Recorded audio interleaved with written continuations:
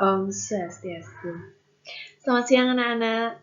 Jadi semoga semuanya dalam keadaan sehat ya dimanapun kalian berada ya.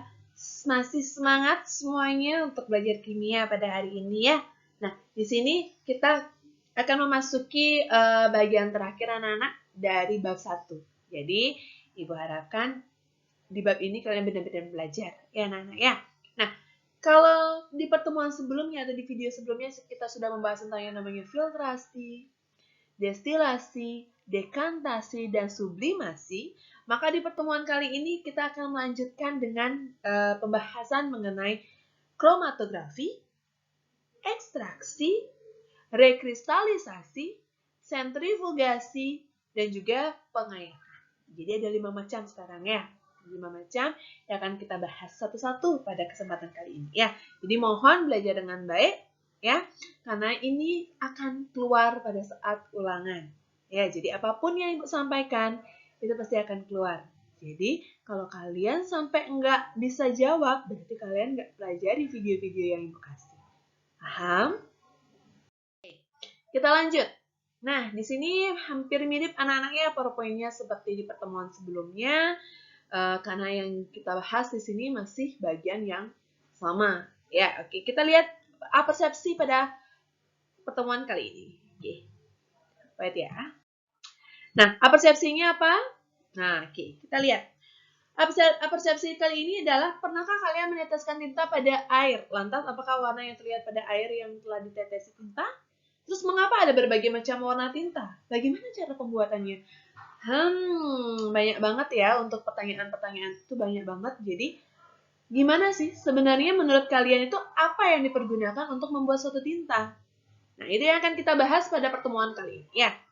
Oke, sebelumnya ya, mungkin ini materi yang sudah pernah kalian pelajari di SMP anak-anak ya, tapi mungkin materi ini menurut kalian agak sedikit rumit ya. Kalau untuk bagian kromatografi biasanya memang agak sedikit rumit ya. Oke.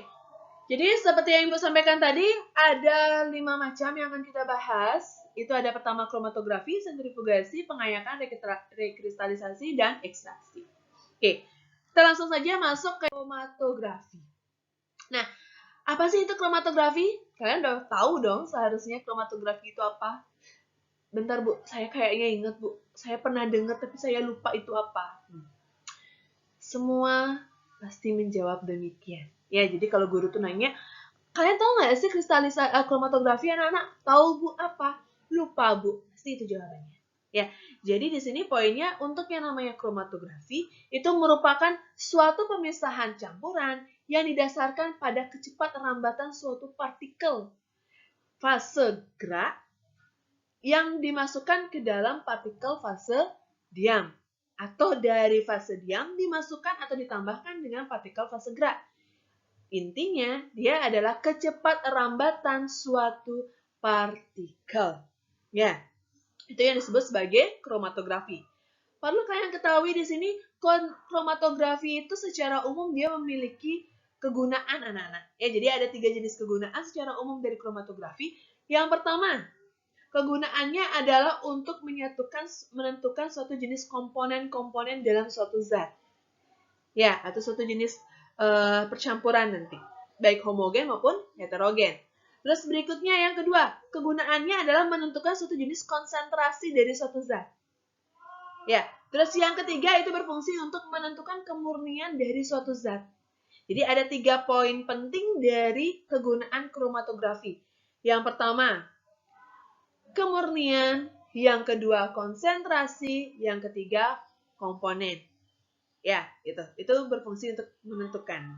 Ya, itu yang dipergunakan untuk menentukan atau itu tujuan dari kromatografi.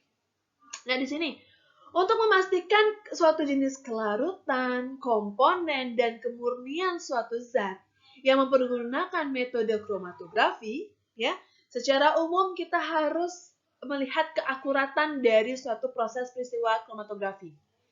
Keakuratannya itu dapat kita lihat berdasarkan 4 macam anak-anak. Yang pertama, keakuratan dari proses kromatografi itu harus kita lihat dari pemilihan absorben yang kalian pergunakan ya pada fase diam. Terus yang kedua, kepolaran suatu pelarut. Kepolaran itu maksudnya bagaimana, Bu? Kepolaran itu maksudnya ketika dia berikatan dengan senyawa lainnya dalam suatu medium, itu bagaimana sifatnya? Apakah dia mau berikatan dengan medium lainnya atau dia tidak mau berikatan? Itu yang disebut dengan tingkat kepolaran suatu jenis pelarut. Ya, untuk masalah kepolaran kita masuki nanti di bab 2. Ya. Oke. Terus bagian yang ketiga, ukuran kolom yang sesuai yang untuk dipergunakan dalam suatu medium berdasarkan jumlah partikelnya. Jadi itu nanti ada ukuran-ukuran tertentunya. Terus yang keempat, bagaimana laju elusi atau fase aliran geraknya? Ya, apa sih laju elusi itu, Bu? Susah untuk saya mencerna, Bu. Nah, nanti kita akan lihat. Kalau anak-anak lihat dari gambar ini, di gambar ini ada suatu tabung yang dimana di dalam tabungnya masing-masing sudah berisi air. Nah, di tabung ini sudah isi air dan di dalamnya itu ada kertas yang diisi tinta. Kita lihat, pada gelas A itu tintanya, kertas itu cuma diisi 1 titik tinta. Terus dicelupkan ke dalam air. Kita lihat pada gelas B. Di gelas B, kertas itu ternyata mengalami perubahan. Apa mengalami perubahannya bagaimana? Rasanya warnanya tuh sudah mengalami istilah degradasi atau pengurangan atau pemudaran. Yang darinya tadinya 1 titik, dia titiknya kayaknya naik-naik terus. Ya, dari waktu ke waktu ternyata sama seperti yang terlihat pada gambar C. Terus naik sampai habis dia warna tintanya. Ya, itu dia. Jadi di sini seperti persepsi yang kalian dengar tadi, kalaupun kalian menentukan warna tinta, tinta apapun yang kalian pergunakan, terutama kita lihat di sini tinta warna hitam. Tinta hitam itu secara umum dia tidak terbentuk dari warna hitam saja, tetapi dia terbentuk dari berbagai macam kelarutan-kelarutan yang dapat menyatu untuk membentuk warna hitam. Ya, ini bisa kita lihat percepat rambatannya. Ini yang disebut sebagai kepolarannya, nanti ini percepat rambatannya. Nah, kertas yang bagaimanakah yang dipergunakan untuk menentukan proses kromatografi? Dan larutan apakah yang dipergunakan? Untuk masalah larutannya, kalian bisa mempergunakan larutan aquades atau mempergunakan air murni biasa, anak-anak. Nah, masalah kertasnya, di sini secara umum, untuk yang namanya kromatografi, dia dapat dibedakan menjadi 2 macam berdasarkan fase gerak. Yang pertama, ada yang disebut sebagai kromatografi gas. Kromatografi gas itu dapat dibagi menjadi 2 macam. Ada disebut kromatografi dari gas padat, dari gas ke padat. Ada kromatografi dari gas ke cair. Kromatografi fase gas atau kromatografi fase diam ini jarang dipergunakan anak-anak. Yang lebih banyak dipergunakan saat ini itu adalah kromatografi fase cair atau nama lainnya juga disebut sebagai kromatografi fase gerak diam. Secara umum perlu kalian ketahui di sini ada catatannya. Yang namanya kromatografi di mana-mana selalu ada fase diam, selalu ada fase gerak, selalu. Ya. Nah, terus berikutnya, untuk yang namanya kromatografi fase cair, dia dapat dibedakan menjadi 3 macam. Yang pertama ada yang disebut sebagai kromatografi kertas. Yang mana kromatografi kertas? Nih yang ada di slide. Ya. Yang ada di slide ini adalah kromatografi kertas. Itu merupakan jenis kromatografi paling sederhana. Mengapa? Karena di sini dia mempergunakan kertas dengan aquades saja, anak-anak. Tetapi kertasnya bukan kertas sembarangan. Kertas yang dipergunakan itu adalah kertas Whatman. Nomor 1, 2, 31, 3 mm. Itu. Ya, itu adalah nomor-nomor kertas Whatman yang bisa dipergunakan untuk proses kromatografi. Jadi kertas Whatman itu ada 4 macam nanti nomor-nomornya ya, yang bisa kalian pergunakan. Terus kalau yang di sini yang mana, Bu? Kalau untuk di video, kalau untuk di slide ini itu kita tetap mempergunakan kertas Whatman, anak-anak. Ya, yang di slide ini dia mempergunakan kertas Whatman, umumnya adalah yang nomor 1. Ya. Oke, jadi kalau kalian nanti nggak ketemu kertas Whatman nomor 1, bisa pilih yang nomor 2, 3, 1, dan juga 3 mm. Ya. Apakah kertas Whatman saja? Tidak. Kalian bisa mempergunakan kertas lainnya. Kertas lainnya seperti kertas asam asetil. Tetapi kertas asam asetil ini dipergunakan khusus untuk proses kromatografi, ya, yang dimana dia mempergunakan atau sifat kelarutannya nanti bersifat hidrofobik. Apa itu hidrofobik? Hidrofobik itu artinya dia bersifat suka air. Ya, jadi kertasnya jangan kertas Whatman, tapi kertas yang harus kalian pergunakan adalah kertas asam asetil.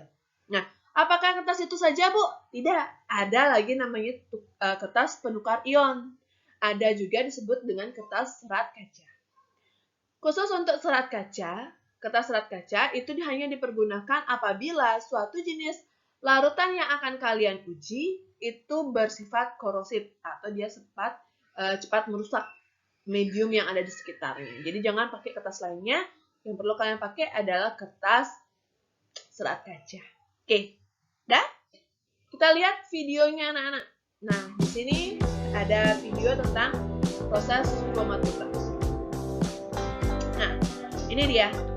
Ini tinta-tintanya seperti yang kalian lihat di slide yang gambar itu, dan juga seperti yang sudah Ibu sampaikan tadi, kertas yang dipergunakan itu adalah kertas Whatman, anak-anak ya.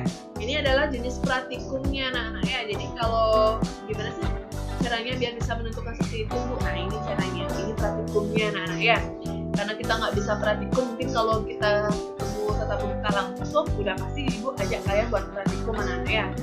Sekarang lagi nggak bisa praktikum kita, jadi kalian silakan simak saja videonya ya.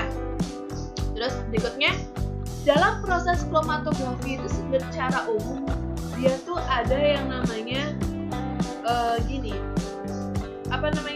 ada istilahnya, ada tekniknya. Ada 3 macam teknik kromatografi.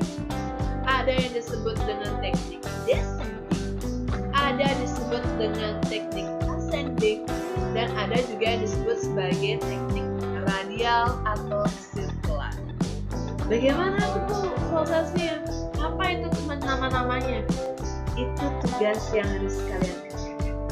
Tugasnya adalah apakah yang disebut dengan teknik kromatografi descending, teknik kromatografi ascending, dan teknik kromatografi radial atau sirkular. Jadi kalian harus tahu tuh bagian-bagian. Ya? Oke, kita lihat di sini.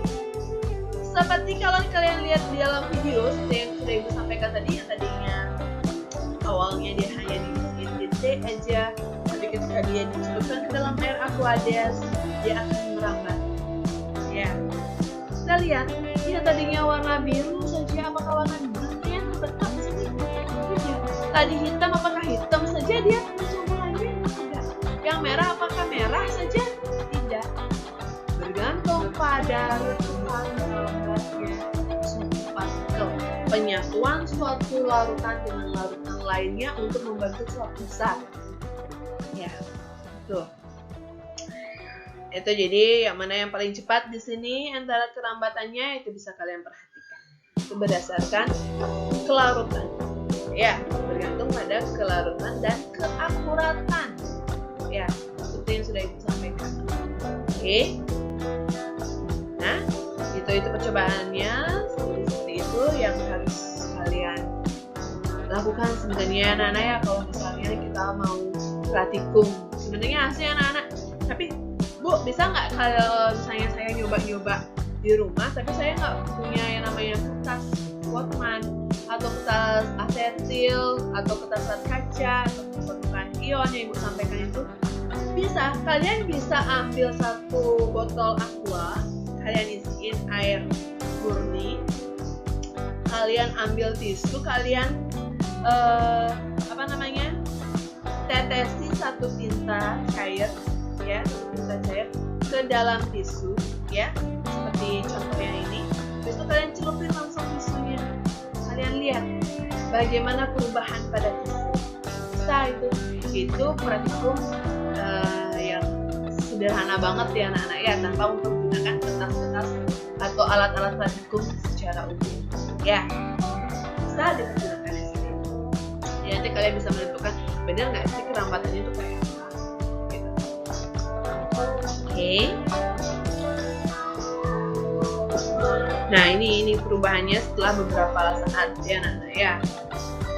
Perubahannya setelah beberapa saat. Jadi kalaupun kalian mempergunakan nanti di rumah nulis tuh, ya seperti itu juga yang akan kalian lihat. Ya, tapi dengan catatan ketika kalian menetes itu jangan terlalu lama.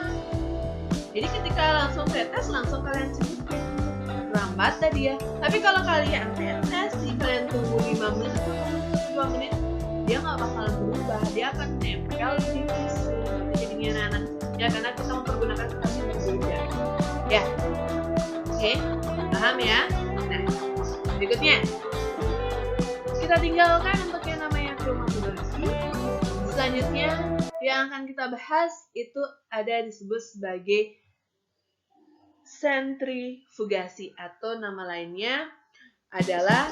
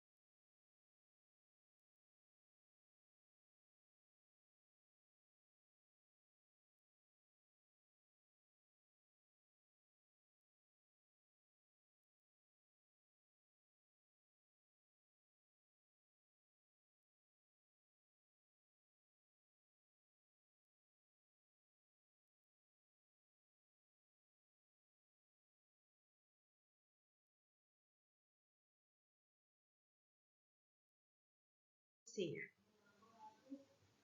Nah, sentrifugasi atau nama lainnya adalah pemusingan. Apa sih itu sentrifugasi? Ya, sentrifugasi secara umum itu merupakan suatu jenis pemisahan campuran yang dimana dia didasarkan pada pemisahan padatan dengan sangat halus, ya secara halus sekali dari suatu jenis padatan yang berada dalam jumlah campuran yang bersifat heterogen, atau istilahnya memisahkan suatu padatan dalam suatu jenis campuran heterogen dengan cara yang sangat-sangat halus. Ya, oke. Contohnya seperti apa? Untuk yang namanya sentrifugasi, secara umum, dia dipergunakan dalam bidang kesehatan dan juga dalam pangan. Ya, dalam bidang kesehatan, contohnya kalau kalian masih sempat ingat Ibu bahas tentang peristiwa koloid, ya. Nah, di sini ada yang namanya peristiwa koloid. Sentrifugasi itu biasanya dipergunakan untuk memisahkan jenis sel darah merah dari plasma darah. Untuk apa sel darah merah dipisahkan dari plasma darah, Bu? Nggak punya darah dong nanti. Tujuannya itu adalah berfungsi untuk menyaring darah. Ya, pernah nggak sih kalian tuh lihat orang yang namanya gagal ginjal, kena gagal ginjal dan lain sebagainya. Kalau orang kena penyakit gagal ginjal, biasanya dia harus cuci darah, kan itu. Cuci darah bukan berarti darahnya itu dicuci dialirin aqueduct, bukan. Itu artinya adalah darah itu diambil terus disaring. Dicari sel-sel darah merahnya. Sel darah merah itu biasanya berupa gumpalan-gumpalan. Ya, berupa gumpalan-gumpalan, sedangkan plasma darah itu yang cair, kayak cairan di sekitarnya. Ya, untuk memisahkan yang seperti itu agar tidak terjadi gumpalan di dalam tubuh, ya, sehingga nanti bisa memproduksi urin dengan lancar, itu yang dipergunakan adalah teknik sentrifugasi. Ya, jadi untuk memisahkan yang namanya darah, ya yang seperti ini yang dipergunakan anak-anak. Ya, ini alat-alatnya, alat-alat pemisahannya nanti. Bu, ini darah, ini bukan darah, ini contohnya aja anak-anak ya. Nih, contoh alatnya seperti ini. Ini dia. Nanti darahnya akan seperti ini bentuknya. Ya, jelas nanti darah itu akan diisi nama. Siapa yang punya? Sel darah merahnya bagaimana? Sel darah putihnya bagaimana? Plasma darahnya bagaimana? Tuh. Itu ya, itu yang dipergunakan, itu yang disebut dengan peristiwa cuci darah. Biasanya peristiwa cuci darah itu berlangsung selama 2 jam, anak-anak. Ya. Nah, ini kalau peristiwa cuci darah itu nggak terjadi, itu akan merusak yang namanya bagian ginjal kalian. Karena ginjal kalian udah rusak, mampet, susah untuk memproduksi urin, sehingga kuman-kuman nanti banyak di dalam, ya. Bakteri-bakteri dan sel darah mati itu banyak menumpuk. Kalau itu tidak dilakukan sentrifugasi atau istilahnya tidak dicuci darah atau tidak disaring, ya ini akan berakibat fatal bagi kehidupannya, ya, anak-anak ya. Oke. Selain itu, yang namanya sentrifugasi di sini dia juga berfungsi untuk memisahkan yang namanya susu skim, ya, memisahkan susu untuk menjadi susu skim dan juga susu krim, ya. Oke. Berikutnya pengayakan, anak-anak. Yang kita bahas di sini masalah pengayakan. Pengayakan itu bagaimana? Pengayakan itu merupakan suatu peristiwa pemisahan padatan yang berbeda dari partikel-partikel sebelumnya. Ya, jenis pengayakan itu ada berbagai macam, anak-anak. Untuk pengayakan di sini dia bergantung pada ukuran partikel dalam suatu mesnya. Ya, untuk pengayakan secara umum dia hampir mirip dengan proses filtrasi, anak-anak, tapi pengayakan itu kurang bisa menentukan hasil yang baik, sehingga pengayakan itu jarang untuk dipergunakan. Yang lebih baik dipergunakan itu adalah filtrasi. Ya, ini dia. Ini ayakannya ya, anak-anak ya. Terus ini pengayakan secara umum. Ya, ini alat-alatnya seperti apa? Ya, alat pengayakannya kayak penyaring saringan-saringan secara umum sih, anak-anak ya. Tapi dia kurang bisa untuk menyaring secara halus. Jadi beda dengan yang namanya filtrasi. Kalau filtrasi itu bisa menyaring secara halus dia. Oke, next. kita lanjut ke yang namanya rekristalisasi. Nah, di rekristalisasi itu berfungsi untuk membentuk kembali senyawa cair menjadi senyawa yang padat, anak-anak. Itu namanya rekristalisasi. Di rekristalisasi ini dia memiliki suatu prinsip. Prinsipnya apa? Prinsip dari rekristalisasi adalah perbedaan kelarutan yang akan dimurnikan. Perbedaan kelarutan yang akan dimurnikan. Itu secara umum untuk yang namanya rekristalisasi. Nah, di sini rekristalisasi juga dia memiliki tujuan.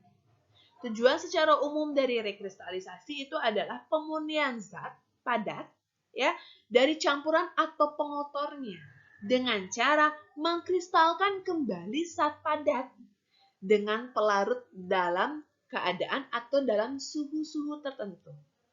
Itu biasa dia pergunakan. Jadi dia ingin membuat zat padat itu menjadi padat kembali. Ya, atau zat cair menjadi padat kembali, tapi mempergunakan suhu tertentu. Ya, dan di mana berfungsi untuk memisahkan zat padat itu dari pengotor-pengotor di dalamnya.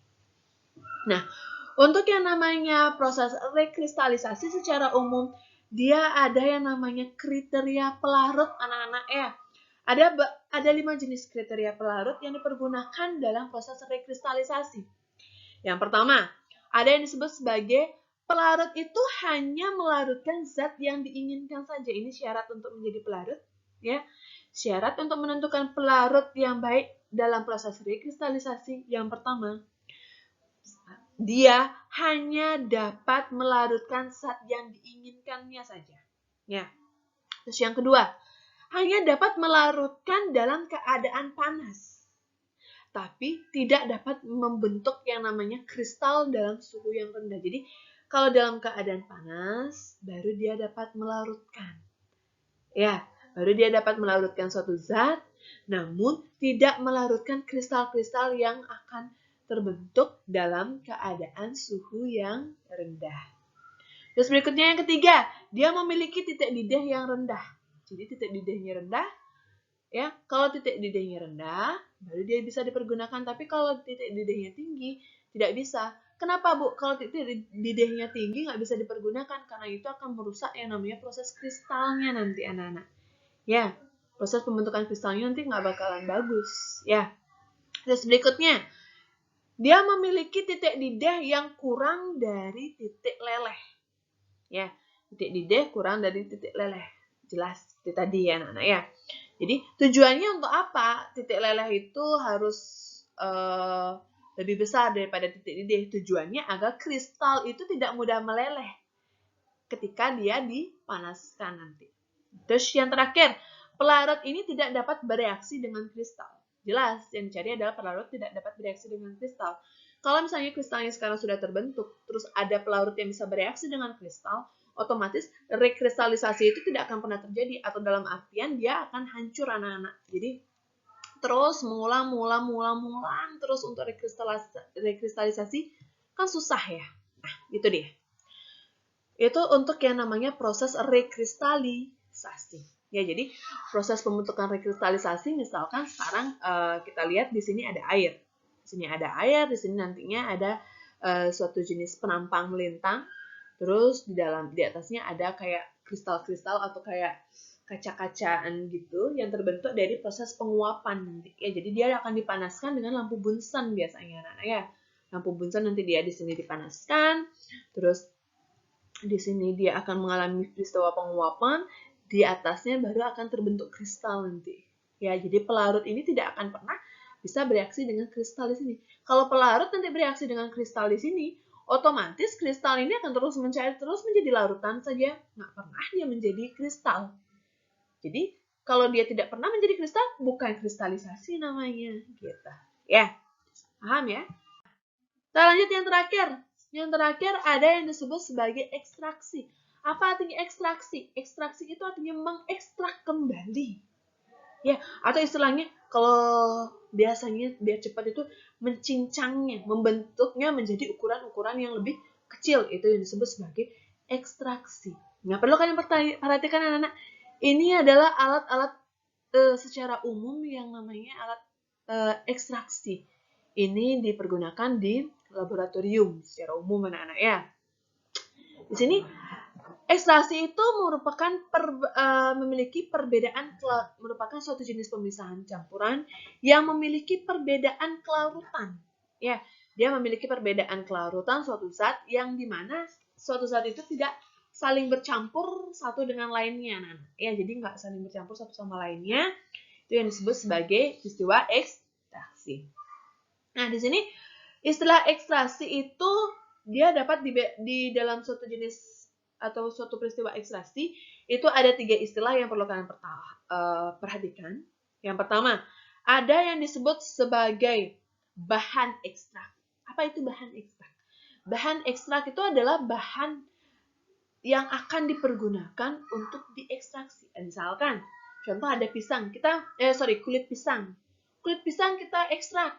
Kulit manggis kita ekstrak. Pernah kan dengar istilah ekstrak kulit manggis Garcia? Iklan ya. Itu yang termasuk ekstrak dia. Itu bahannya dia. Itu namanya bahan ekstraksi. Terus berikutnya, ada yang disebut sebagai pelarut. Pelarut ini apa? Ya jelas cairan yang nanti akan dipergunakan untuk proses ekstraksi.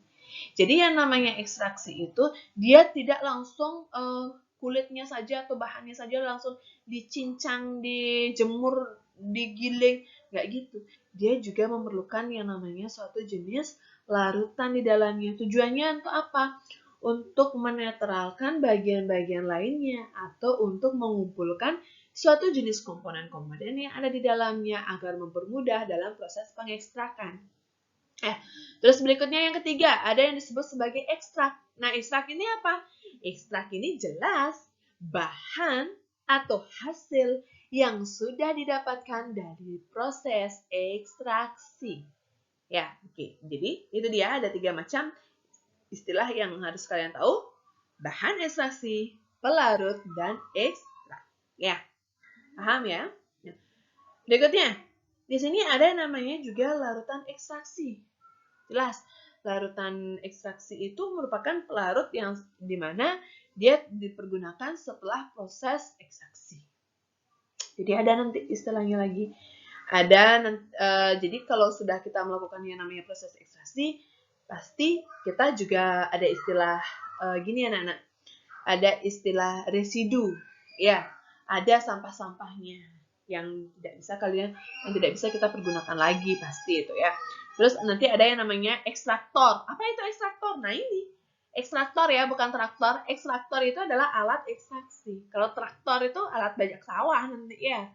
Ekstraksi bedakan dengan ekstraktor bedakan dengan yang namanya traktor. Oke? Berikutnya di sini untuk yang namanya jenis ekstraksi secara umum ada 2 jenis. Ya, ekstraksi itu ada 2 jenis anak-anak. Apa sih jenis-jenisnya, Bu? Yang pertama ada ekstraksi padat cair. Ekstraksi padat cair ini biasanya dia mempergunakan bahan aktif flora maupun fauna yang tujuannya itu adalah untuk keperluan farmasi. Jadi ada flora dan fauna kayak pembuatan masker kah, pembuatan obat-obatan kah, dan lain sebagainya. Karena dia dalam bidang ekstraksi. Ya. Terus selain itu ada proses pembuatan minyak dari biji-bijian. Jadi kalau misalkan ada biji kelapa atau biji apapun itu bisa kita ekstrak ya untuk membentuk yang namanya suatu jenis bahan tertentu ya anak-anak ya. Terus membuat kopi dari biji kopi. Ya, jadi biji kan banyak tuh zaman-zaman dulu tuh orang nyari biji-biji kopi itu untuk dijual. Itu dijualnya itu nggak cuma digiling kayak gitu aja ya anak-anak ya. Jadi ada istilah pengekstrakan di dalamnya. Penambahan suatu jenis pelarut untuk menimbulkan suatu jenis aroma. Kok kopi itu beraroma? Kok beda-beda aromanya? Ya ada pelarutnya di situ untuk dipergunakan anak-anak ya. Terus yang kedua ada yang disebut sebagai ekstraksi cair ke cair. Ekstraksi cair ke cair ini biasanya ya ekstraksi cair ke cair ini biasanya yang pertama itu berfungsi untuk membersihkan air limbah. Ya, jadi air limbah pun juga mempergunakan proses ekstraksi, tapi itu untuk membersihkannya aja, membersihkan limbah aja. Terus yang kedua, memperoleh vitamin dari tumbuh-tumbuhan.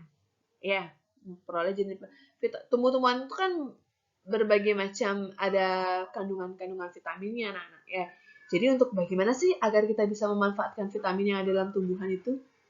Nah, proses ekstraksi yang dipergunakan. Terus mempergunakan antibiotik kalau kalian memiliki penyakit tertentu atau sakit-sakit apapun itu, misalkan sekarang sakit tenggorokan, biar nggak menyebar sakit tenggorokannya, pasti kalian dikasih yang namanya antibiotik.